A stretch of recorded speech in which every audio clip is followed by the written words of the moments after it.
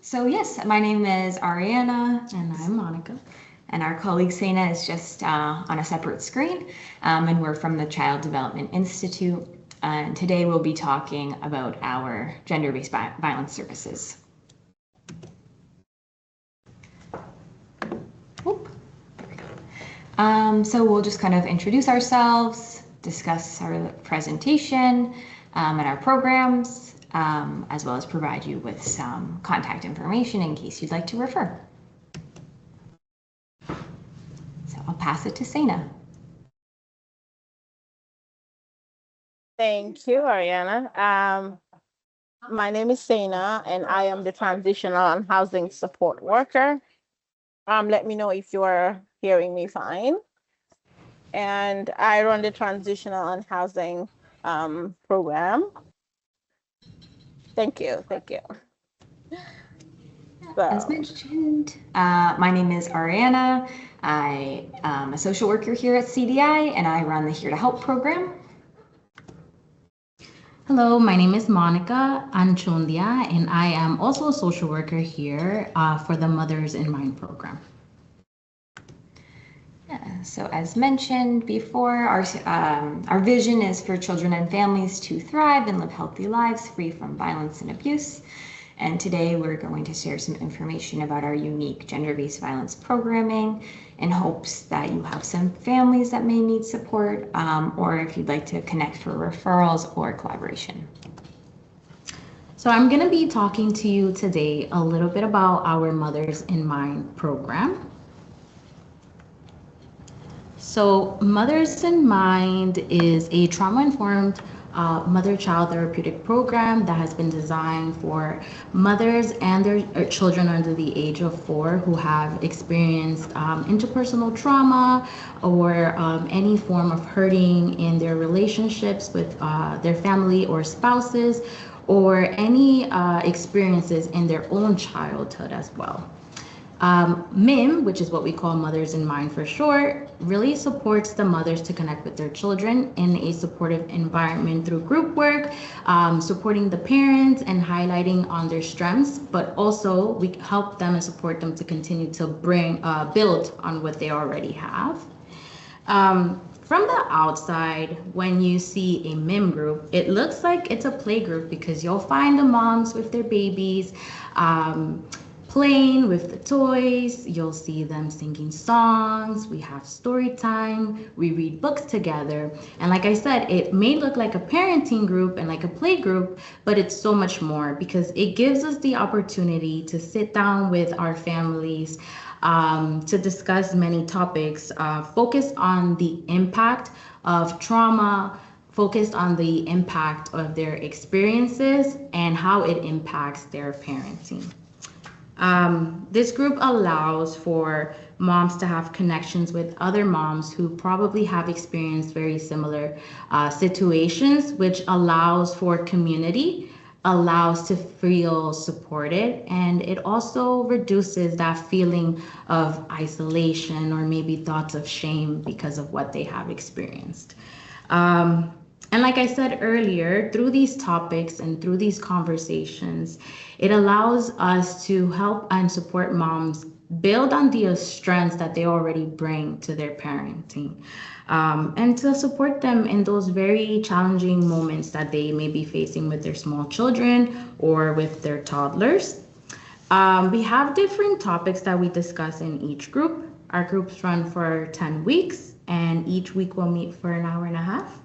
And we discuss different topics such as self-care, how to manage your stress, how to respond to your child when they're having big feelings or big emotions. And besides Mothers in Mind having the group component and meeting weekly, it also has an individual support. So social workers will meet with the moms one-to-one for a weekly 1-hour call. And that's when we're able to get more into depth about what has been discussed in group, about that week's topic, and maybe any feelings that come up in these conversations for the moms. It allows us to give them that one-to-one unique support. So it's a group as well as the opportunity for one-to-one support. Is there anything else you want to add? Oh.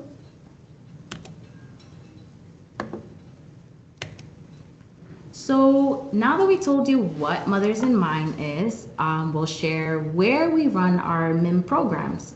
So we do drop-in groups in our partner shelters in the community. We also do MIM groups at the CAS offices here in Toronto, as well as closed community groups here at our office location on Queen Street. And our presentation kind of focused a little bit on the eligibility for our community group, which we tend to run here at our office in Queen Street. So now I'll share with you, in case you're wondering, okay, so who is eligible for this program? So caregivers who identify as mothers who have experienced interpersonal trauma and now are parenting children under the age of 4. And to refer a client is very easy. You can send us an email, which is on the slide at gbvs@childdevelop.ca, and one of the social workers will get in touch with you to kind of get more information. And our groups typically run in the spring and in the fall, and right now we're getting ready to start a group very soon in October. Yeah, and when you refer a client, what they can expect from us is an initial welcome call, just to say who we are, kind of screen them to ensure that they meet our program requirements. And then we set up a assessment call, and that usually takes about an hour to an hour and a half, depending on how many little ones they have, where we just discuss kind of previous experiences they've had, what supports they're looking for, and how MIM can support them. And if it's not the right time, we take the time and effort to find programs or different community referrals that may support them in a different capacity. Mm-hmm.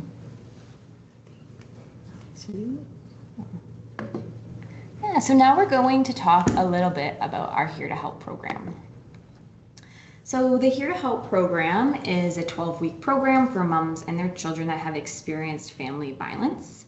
So Here to Help is a child witness program. So what that means is it's really child-centered, and the children have experienced or witnessed some sort of hurting or family violence in the home.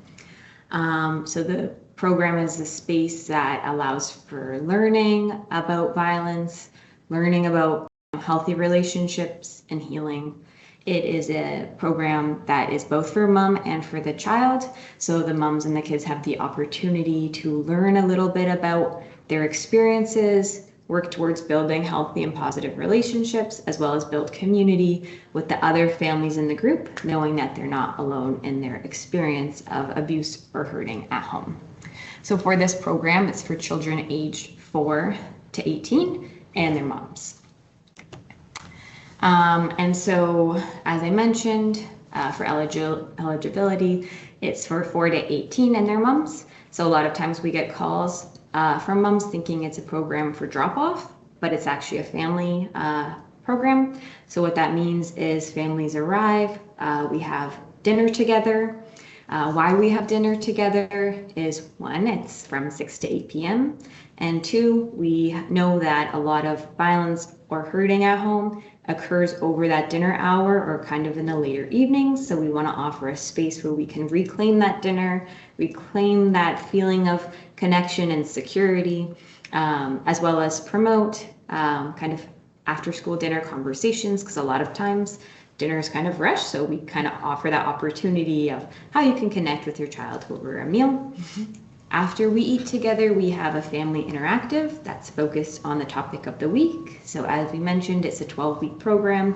Each week is unique in its topic and what we discuss and in what activities we do.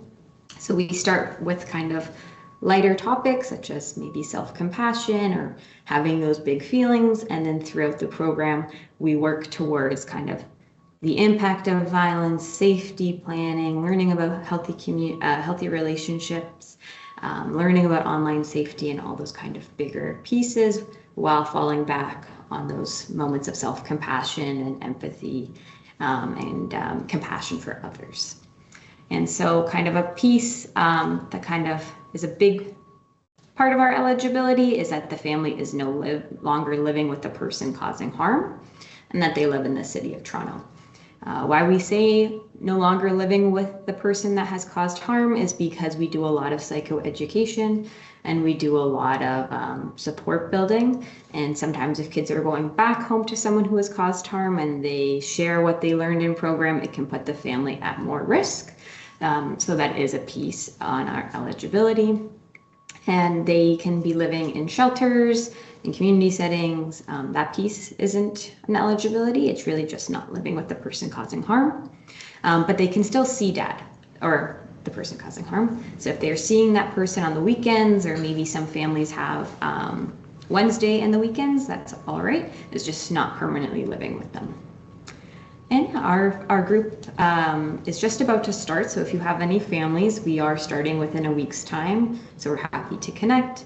Similar to MIM, the assessment is about an hour and a half with mom on the phone. But then we also have a children's assessment where they come into our space, we give them a tour, we introduce them to staff, and then we ask the children in a child-friendly, trauma-informed way a little bit about their experiences at home, their experiences with hurting at home, just so that we have an idea of what they're aware of so that our program can be as trauma-informed as possible.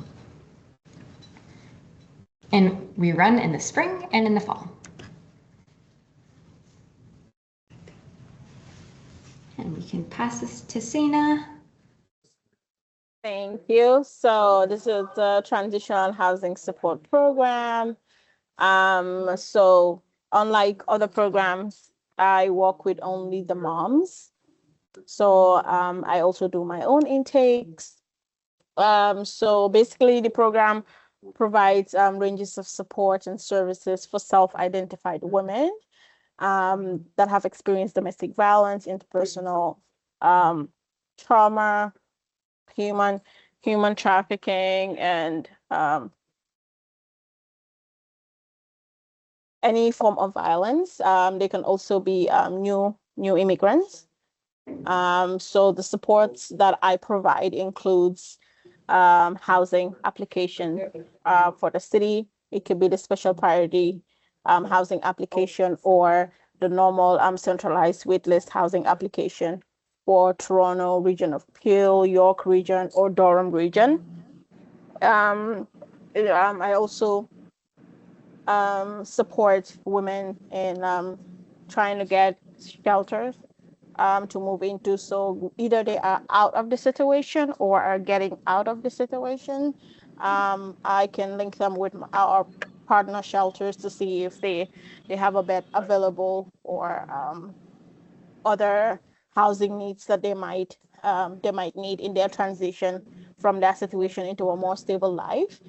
Court supports. I also offer court supports because most of these women do not have a lot of supports in their lives, in their transition as well.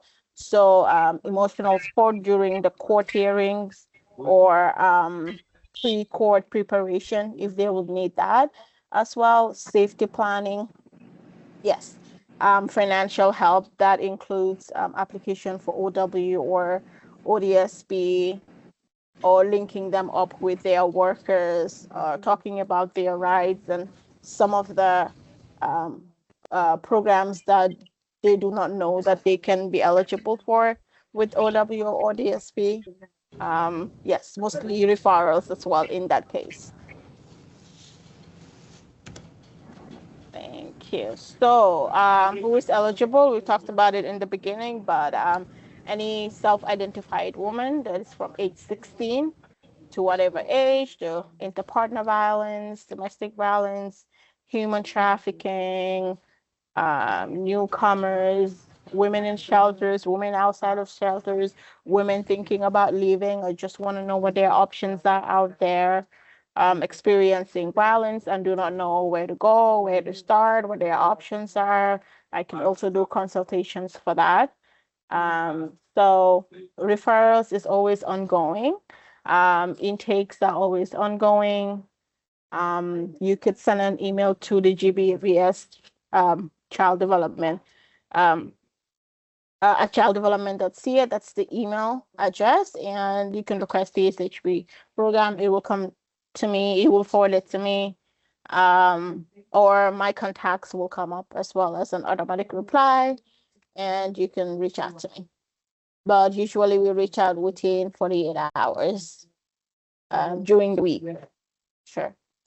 Yes, that is the THSP program. And if you have any questions after the presentation, I'll be here to answer them. Thank you.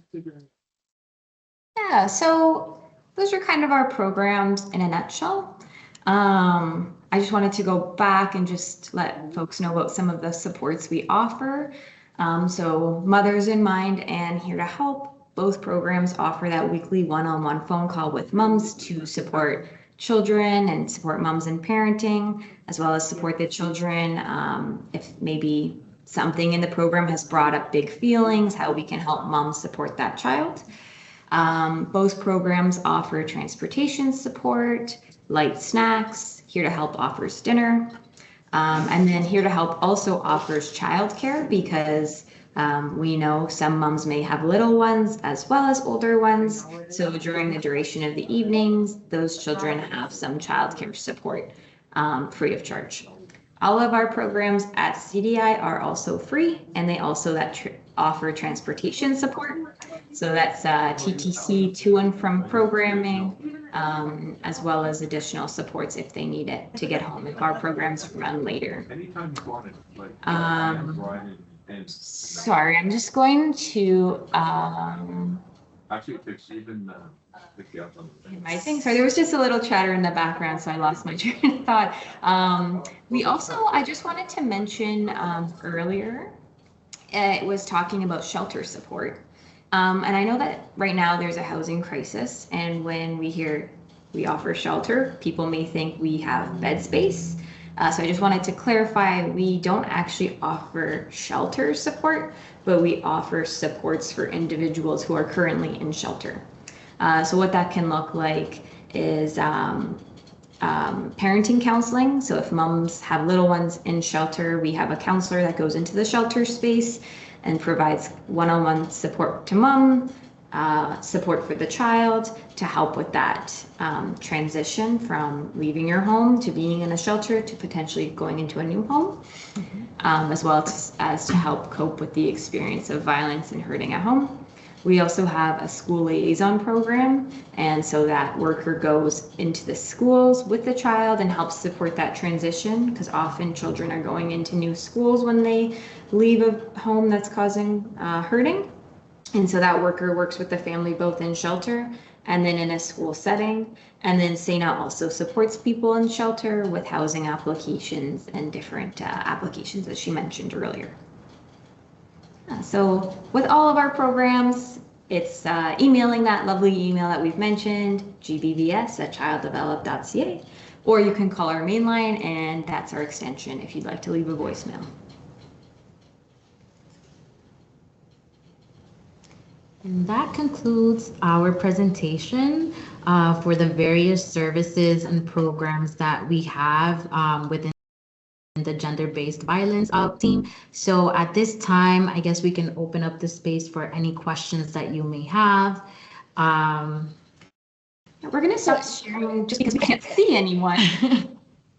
So what I would like to do is, before we go to question and answer, would we be able to take a little bit of a deeper dive into both Mothers in Mind and Here to Help, to give everybody in the room a sense of like, what do those sessions look like, what are the topics that are covered? I know I've shared with some people and shared with you guys in the early days of Mothers in Mind. I did some training with it, and I was really amazed by some of the activities that were done. Children's self-regulation, some of the books that were read and the meaning behind them. So I wonder if maybe we could take a little bit of a deeper dive and give some information on both programs about the sessions and what that entails and what skills the families are learning. Yeah, that's a great question. We can start with Here to Help. So Here to Help, as mentioned, is a 12-week program. And so over the course of the 12 weeks, we have a unique topic. So our first few nights are kind of more general, so kind of getting to know you activities, because the idea behind the group is to provide a sense of community, to strengthen mom's ability to provide support during challenging moments, as well as to provide both mom and the child with emotional regulation tools to cope with those big feelings after the experience of violence.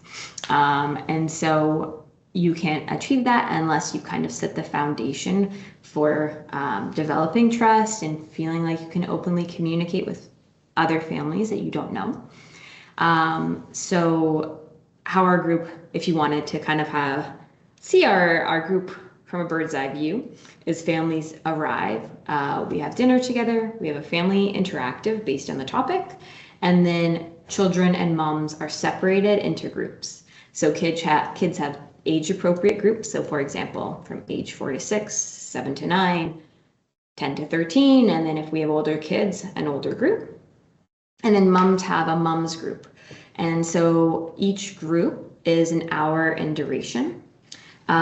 We have found that play-based activities generate more trust as well as more openness to share feelings or communicate with others, especially as kids are playing with people in their own kind of age range. It can be tricky to kind of just start talking about the experience of hurting. So we do lots of play-based activities. We start with more general topics. So first week is get to know you. Second week is what is self-compassion. Third week is I have a lot of big feelings. What does that look like? So for example, I said we do a lot of play-based. So that can be having a brainstorming sessions where kids say like, what are big feelings? I'm like, what does that mean for you? And that can be anger, that can be happiness, that can be sadness. Having them around the room and having kids maybe jump or dance around those feelings, as well as express it to facilitators. We do a lot of arts and crafts. So once we kind of determine what these big feelings are that kids are feeling, we kind of help locate it in their bodies. So sometimes we do body mapping where we draw their body outlines and they can paint or color where that big feeling is, what color that big feeling is. Depending on the kid, they might not want to paint. They might want to do something a little bit more physical with modeling clay or different mediums. So sometimes it's putting textures to what big feelings are, or sometimes it's being able to pull. So the activities vary by week and also by child. That's a big part of why we do a children's assessment and a mom's assessment, so we can really see what is your child interested in. If we have a little one that really doesn't like to do arts and crafts, we're not going to have an art and craft every single week. We might have a more movement-based activity. We've had children in the past that really love to throw balls, so we have little hoops around so that they can kind of answer questions or discuss their feelings in a more movement-based activity. So we really try to tailor what we're doing for the kids that we have. So as mentioned, we do the get to know you, self-compassion, big feelings. Then we talk about what is hurting. So we have sessions on hurt body, hurt feelings, and unsafe touch, where we explore kind of the impact or kind of what is verbal abuse, physical abuse, and then unsafe touch is our way of exploring sexual abuse.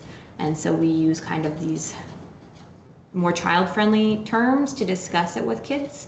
We provide strategies. That week we introduce safety planning.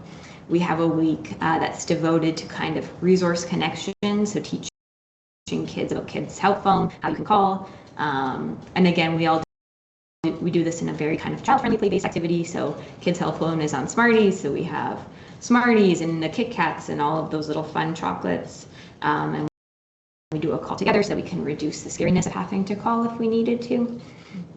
As we move throughout the week, we talk about the impact. So we do roadmaps where kids can explore kind of what they were experiencing and their road of healing, where they can kind of draw out, maybe hopes and goals or dreams. We also do kind of a deeper dive into big feelings. So we have an anger week where we use a volcano and kids can kind of talk about, if you're not talking about your anger, if you're really pushing it down, how it can explode. And so we have the baking soda and the vinegar, demonstration of a volcano. We have a topic just on sadness, where we again use lots of art-based activities. We have a week on anxiety. So sometimes for that week with the little ones, we have an activity called Too Much on My Plate, and we have little plates and they can pile up all of their worries on the plate, and they can kind of visualize, oh, that's quite a lot. And then when they have to carry that little paper plate and it has all the clay and all the pipe cleaners and all the things, it really visualizes, oh, like imagine all that, you're carrying it in your head. Mm-hmm. We have a week on loss and grief, because we also acknowledge that the person causing harm, there's a lot of loss with leaving, there's a lot of loss with family changes. So we do, it's called the Lost and Found activity. So it's kind of similar to what you would see at school in a Lost and Found box. We have little boxes where kids can talk about the losses, and then we end with, and what did you find? Like maybe what are some things that have come from this that maybe you didn't expect? And then we do a lot of, as we're going through the program, kind of goal setting, and what will things look like after Here to Help is over. So it's odd, during the first few weeks we say, welcome to night 1 of Here to Help, and we have 11 sessions left. And sometimes it's odd to acknowledge that the program might be ending in 11 weeks. But as we're getting through the program and families are getting really connected with facilitators, and we're really building that strong rapport, the idea that, oh, this might end soon can be a little daunting. So we set it up from the beginning so that we can provide that support throughout the entire duration of the program. I saw, as I was chatting, a question in the chat about the collaboration. So Here to Help is a manualized program. So CDI runs it, Yorktown runs it, YWCA, Jewish Child and Family Resource Center. We are all kind of able to run Here to Help. We all have similar material or similar content. How we choose to facilitate it differs a little bit, but the content and the knowledge is quite similar. So we do collaborate with those programs.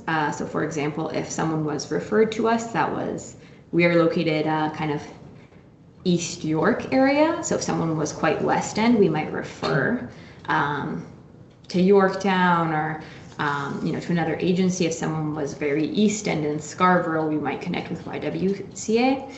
And Here to Help facilitators actually have a network throughout Toronto. So facilitators do trainings together. We do knowledge sharing. There's a kind of networking table where managers come together to discuss what's going on so that we can be as kind of cohesive as possible.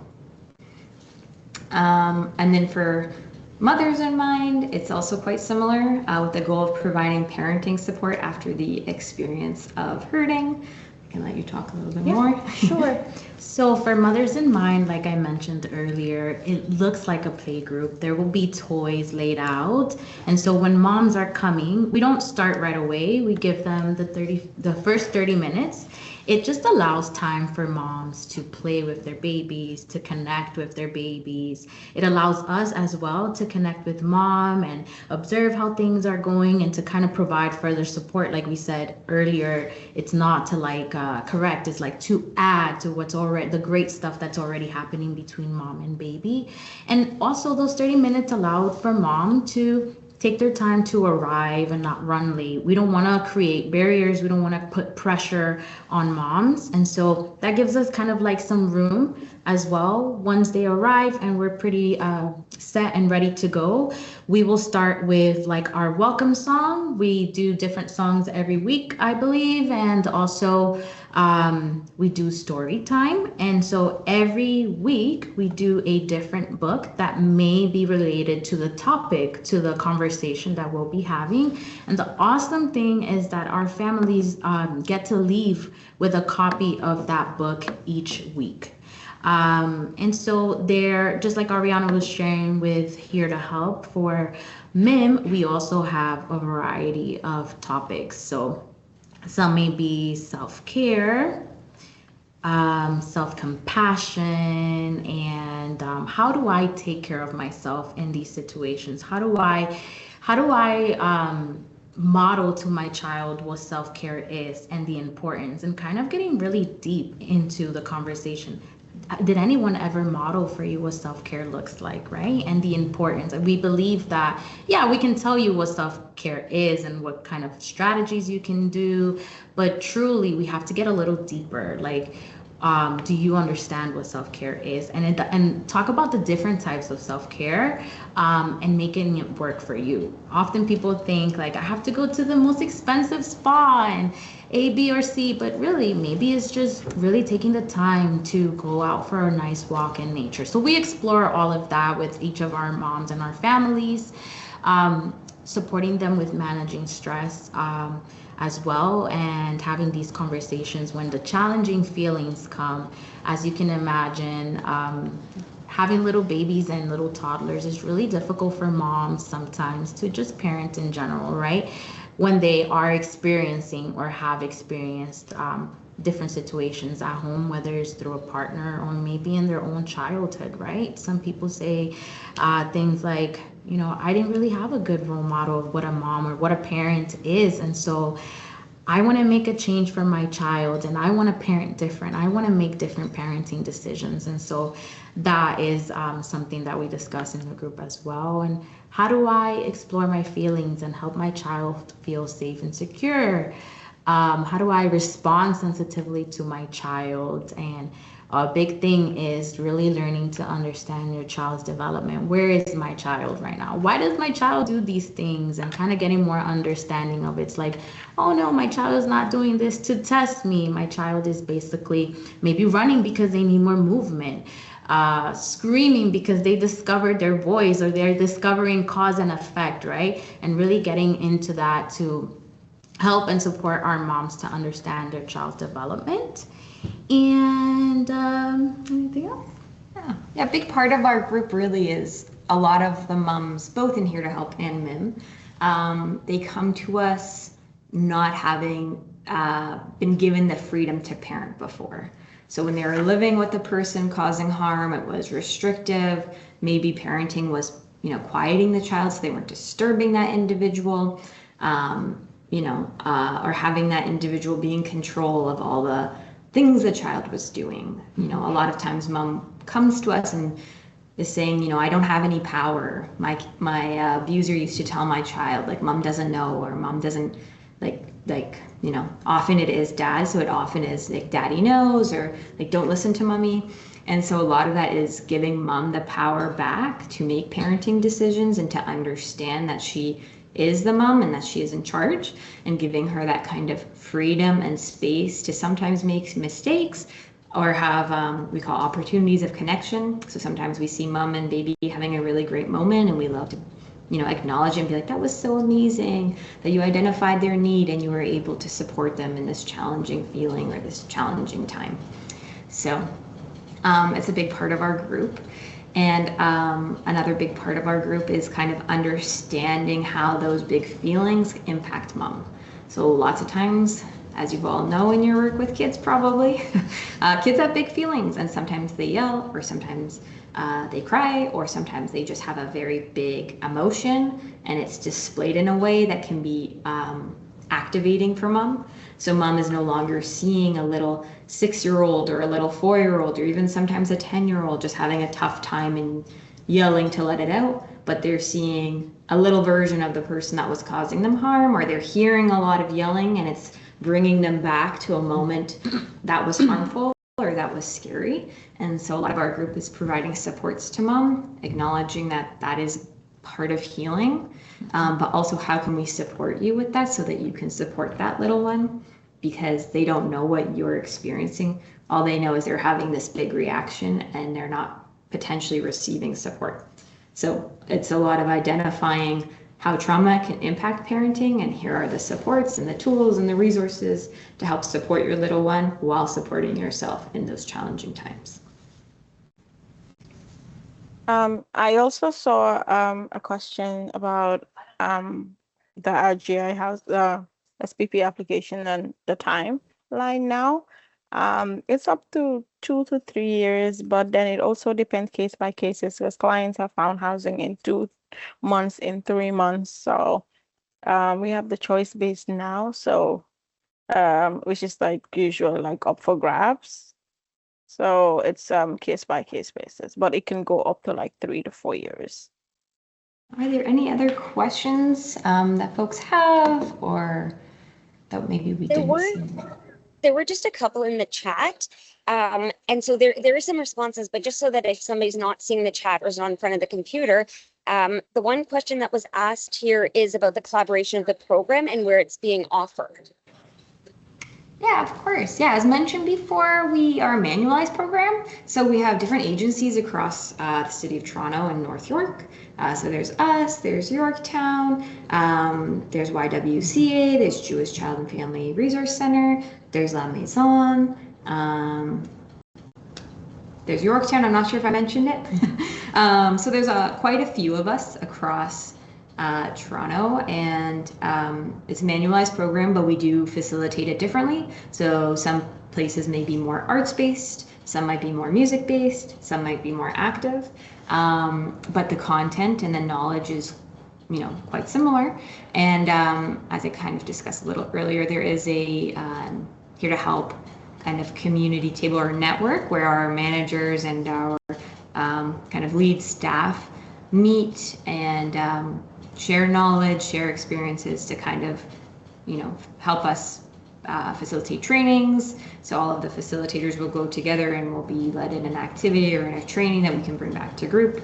So there's a lot of different infrastructure in place to ensure that facilitators are all kind of doing things that are a bit similar.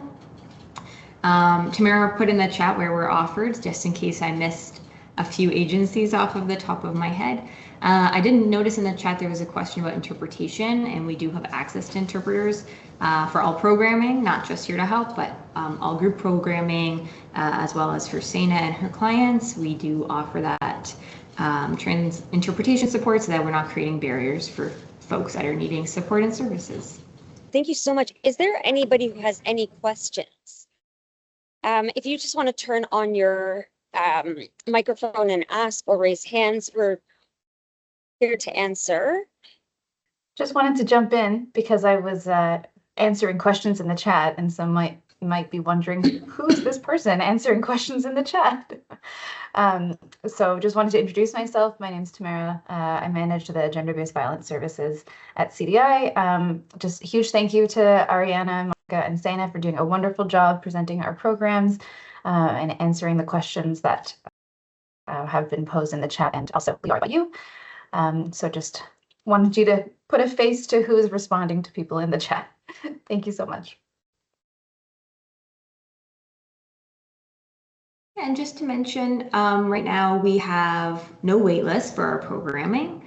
So it's a really good time for referrals. And as we mentioned earlier, if for some reason it's not the right time for families, we're more than happy to work with moms or work with individuals reaching out to connect them to a service that might be a little bit more appropriate for them at this time.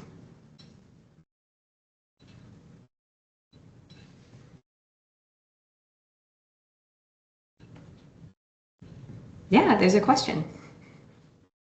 Yeah, sorry, I don't know if I understood correctly, but so you do assist mothers who are in shelters to apply for special housing? Or is that done through the workers at the shelters? Not all shelters have transitional housing support worker. So for those shelters that do not have it or at capacity, then I will step in to take up that load. And it's special priority housing. That is that is reserved for women that have experienced domestic violence or human trafficking. So what that means is it gives them an edge. Like they are prioritized when it comes to housing because of their situation of like getting out of a violent situation to transition into a more stable life. So they just get ahead in the waiting list. And what does that mean in terms of years based on your experience right now? The wait list depends on the region. So when it comes to P region, Durham region, Toronto region, they have different wait lists. But because of the housing crisis we have now, it could go to 3 to 4 years, depending on what you are looking for exactly. So a 1 bedroom is different from a 2 bedroom, 3 bedroom, depending on the size of your family. Also, it's case by case basis because some families have found housing within 2, 3 months. Some families have been on the list like for a year or two. Because right now they have what we call a choice base. So what that means is when units are available, they post it on their, because it's everything is done on their website. You have to have an account. So when units are available, they post it there, and it's on first come first serve basis. So let's say 10 units are posted and 500 women like show interest. So they go through the order of the interest, that like the number of interest that is shown. So if they offer it to you and you look at it and you feel like, no, this is not where I can live, I don't want this unit, it bumps to the second one. If that one rejects it, it goes to the third until somebody picks it up. Thank you.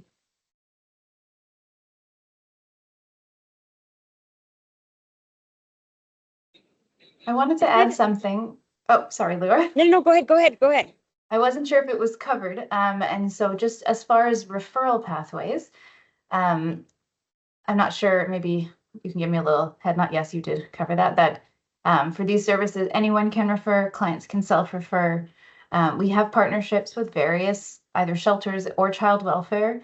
And so we have been able to run groups in various ways. We're adaptable and open to hearing your thoughts. If you are from an agency that is interested in partnering with us, that's also something that we can talk about too. But in the meantime, we have lots of different ways of running our programs. And so always open to inquiries, referrals, and like you heard, we don't have any wait lists.